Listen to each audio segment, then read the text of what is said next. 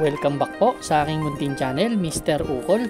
Nandito na naman po ang inyong lingkod para magbigay ng tips at giya para naman po sa araw ng Sabado, October 26, 2024. Medyo nasabik ang bayan ng Resta. Wala tayong karera nung Miyerkules, 23 and 25. Medyo hindi natuloy ang ating karera kaya naipon yung mga panayan natin, pero hinay-hinay lang po tayo. Bayang karerista kailangan dahil sa panahon po ng bagyo, kailangan medyo may natabi tayo kahit papano. Huwag tayo masyadong tumodo, libang-libang lang po tayo. Binabati kong happy birthday Mr. Leo ng Samson OTB. Binabati nila Sir Rod Taksuan yan, sila Danny Urbano. Shoutout po, happy birthday po, and shoutout po dyan sa Samson OTB at sa mga OTB na pinupuntahan ko, yung OTB dyan sa Santa Ana at OTB sa Santa Mesa, yung sa Bacood, yan. Sa Santa Ana naman yung nag-iisang OTB matibay dyan. Shoutout sa inyo lahat dyan. Start na po tayo. Race number 1 po. Ito po yung start ng ating winner take all event, covers races 1 to 7 nga pala, no? Ang Sabado natin 7 karera, ang Linggo is 9 races na sana magtuloy-tuloy na ang karera. Dito sa race number 1, meron tayong 4 na kalahok, no? Winner take all event to. 1,200 meters ang distansya. 3-year-old maiden race. Lahat to 3 taon. Medyo yung iba dito yung dalawa dito tumakbo na, yung dalawa galing lang sa nobaturan, no? Dito ako sa number 4, Joint Venture. Actually may experience na sa actual race, no? Si Joint Venture segundo to, huling takbo, napakagaling na nakalaban nito. Si Heartfelt ang tumalo dito, 1.29 ang tinala. Jeff Tagolaw Sarate may sakay nun. Ngayon Edgy Guerra at 49 ang timbang, pero ang nobaturan nito 115.2 si Joint Venture. Although nakikita ko yung 1 and 3 napakahusay din ng mga tinatakbo nito.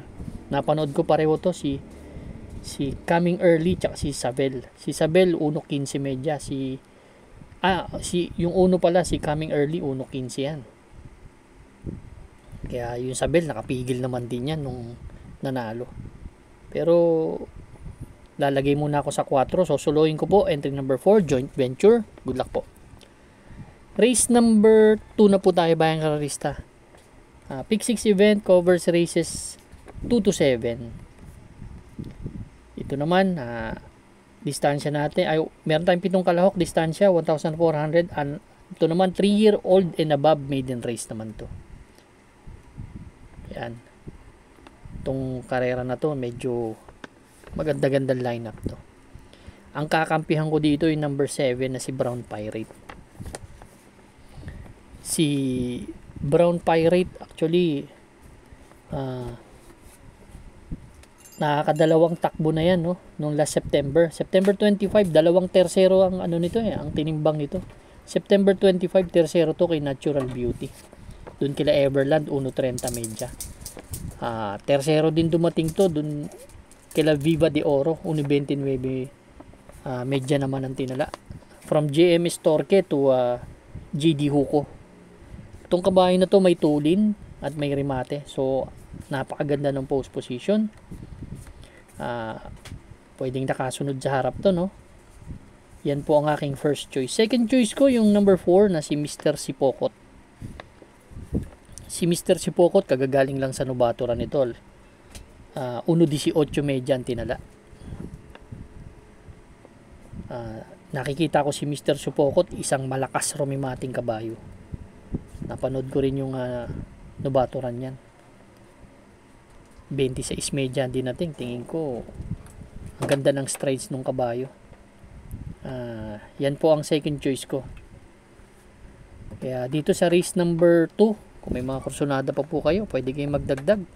Pero ako, ang first choice, number 7, Brown Pirate. Second choice, number 4, Mr. Sipokot. Good luck po. Race number 3 na po tayo, bayang karalista. Pick 5 event covers races 5 to 7. Meron tayong 9 entries dito.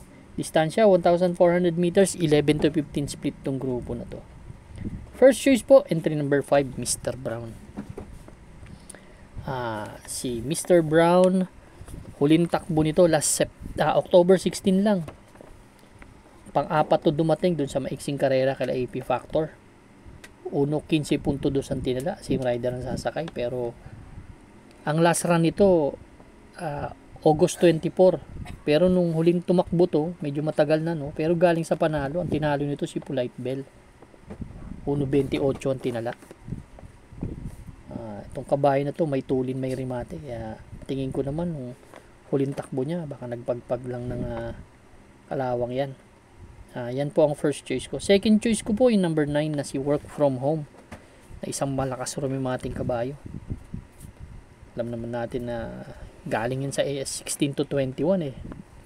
Kaya yan po ang second choice ko. Third choice ko yung number 8 na si Majestic Star. Si Majestic Star naman 16 to 21 din ang pinanggalingan nito dun kila VG. Tumatakbo to kila VG. Yan. Isang deremating kabayo rin. Kaya race number 3 ang first choice ko. Entry number 5, Mr. Brown. Second choice number 9, Work From Home. Third choice number 8, Majestic Star. Good luck po. Race number 4 na po tayo, bayang kararista. Pick 4 event covers races 4 to 7. 5 kalahok tayo dito. Distansya 1,400 meters. Class 5 split placer tong grupo na to. Actually, itong nakikita kong grupo na anybody's race. Lahat po dito may panalo. Kung may mga puhunan pa po kayo, kung sa winner take all lang, para sure i-all na nga itong karera na to. 5 kabayo lang naman. Pero ako ang first choice ko ay number 3 na si Rise Up, na lately gumaganda na yung tinatakbo dito ni Rise Up. Si Rise Up, huling takbo October 19, dun kila Baywatch nagtala ng 1.32. Ito nagpipick up na ng condition to, malakas. Rumirimati na eh. Kaya tingin ko kung may early battle dun sa 4 and 5, pwede siyang manalo dito. Ang second choice ko po dito yung number 1 na si Red Hawk. Si Red Hawk naman may 1.30 medya sa 400 meters and 1.16.2 sa 1,200 meters. Ito ang kabayo na to, mahaba ang karera, deremate, kaya malaki ang chance ang manalo sa akin ito. Magbibigay po akong third choice dito sa karera na to, no. Third choice ko number 5, den. Baka kumuha ng harap at matigas ang pista, basa. Kung basa pa rin chance ang manalo talaga to. Although si Chase the Gold matulin din, no, pero tingin ko ito ang mauna, si den. Kaya race number 4, first choice ko, entry number 3, Rise Up. Second choice number 1, Red Hawk. Third choice number 5, den. Good luck po. Race number 5 na po tayo, bayang karista. Last extra double and last daily double plus 1. Dito ang first choice ko, dihado siguro to. Entry number 7, si Angel's Crown. Actually kakampihan ko to si Angel's Crown. Si Angel's Crown, ang last run nito October 6. Segundo to kay Mandatum, 1.30 medya. Actually, yung apat na takbo ni Angel's Crown, medyo nasubaybayan natin, no. Nag-average po siya ng 1.30 medya sa apat na takbo. May tulin tong kabayo na to, ang ganda ng post position. Nakikita ko kasi bandera dito, yung 4, si Windstorm. Yan. Tingin ko larga tong kabayo na to, kaya yan ang nakikita ko magpapabilis ng ere kung hahabulin ni Caraga Wonder at Ghost Tech. Si Beatrius pa pala dyan, mga malalakas mabilis sa harapan. Ang second choice ko yung couple entry 5 and 5A, Ghost Tech, Caraga Wonder. Actually si Caraga Wonder Medyo maganda tinatakbo nito ha. Si Caraga Wonder. Nakipaglutsahan nakaraan to kay Sampaloc Sprite. 1.30 ang tinala, 1.30 media.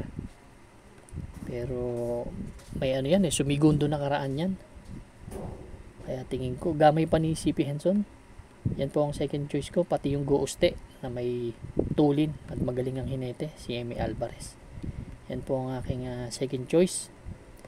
Magbibigay po ako ng third choice dito, yung entry number 1 na si Crown Jewel na may 1.30 media din sa 1,400 meters, diremating kabayo. Kaya race number 5 po ang first choice ko. Entry number 7, Angel's Crown. Second choice, 5 and 5A, Gooste, Caraga Wonder. Third choice, number 1, Crown Jewel. Good luck po. Race number 6 na po tayo, the penultimate race, Bayang Karista. Last double natin. Meron tayong 8 kalahok dito. 1,400 meters distance, 16 to 21 split points. Ang first choice ko po dito, yung entry number 2 na si I Tell You. Si I Tell You, huling takbo nito 28 ang tinala, 128.8 sa 1,400 meters. Tercero to, tumakbo to kay Jubilum Family Affair. Tapos tumakbo to, nanalo naman to nung tinalo niya si Family Affair, 1.26.8 ang tinala. Isang malakas rumimati na kabayo. Although mabigat ng timbang naaayon naman sa kanya yung distansya. Yan po ang aking first choice. Second choice ko yung Summer Rule number 7. Si Summer Rule naman, last September 21, segundo to kay Light Bearer, may 1.27 media to. May tulin, may remate. Si Summer Rule, ganda ng post position. Magbibigay po akong third choice, yung galing sa panalo na si Guerrero Warriors. Ito, kapapanalo lang nito sa isang mile race nung Club Don Juan. JT Sarate may sakay. May itong kabahay na to, may balik sa kanya kay JT Sarate. Kahit lagpasan mo, babalikan ka nito Yan po ang aking third choice. Kaya race number 6 ang first choice. Entry number 2, I Tell You. Second choice number 7, Summer Rule. Third choice number 3, Guerrero Warriors. Meron pa mga may panalo dyan. Kayo lang po bahala magdagdag. Good luck po. Race number 7 na po tayo. Last and final race for Saturday racing. Meron tayong 10 kalahok dito. Paratingan po ito ng ating winner take all. Pick 6, pick 5, pick 4. Last extra double and last daily double plus 1. Distansya po 1,400 meters, 11 to 15 split. Itong grupo na to. Ang first choice ko po, yung number 7 na si Achihali. Si Achihali, last October 16, segundo to dumating kay Mami's Lab. 114.4 ang tinala. Same rider ang sasakay. Itong kabayo na to, medyo giant killer din to. Gustong gusto ko sa kanya May tulin to na may remate. Yan po ang aking first choice. Second choice ko po si Doña Chichay, kabayo ni Boss JC. Si Doña Chichay naman, nakikitaan ko ng bumabalik na yung buti ng kabayo. Sana maganda yung condition bukas. Si Doña Chichay, tercero dumating doon kala Artseb, 1.14 media ang tinala. Same rider ang sasakay. Nakaraan pang-4 na dumating yan. Tapos nung kala Artseb, pangatlo na. Kaya nag-uumento yung kabayo.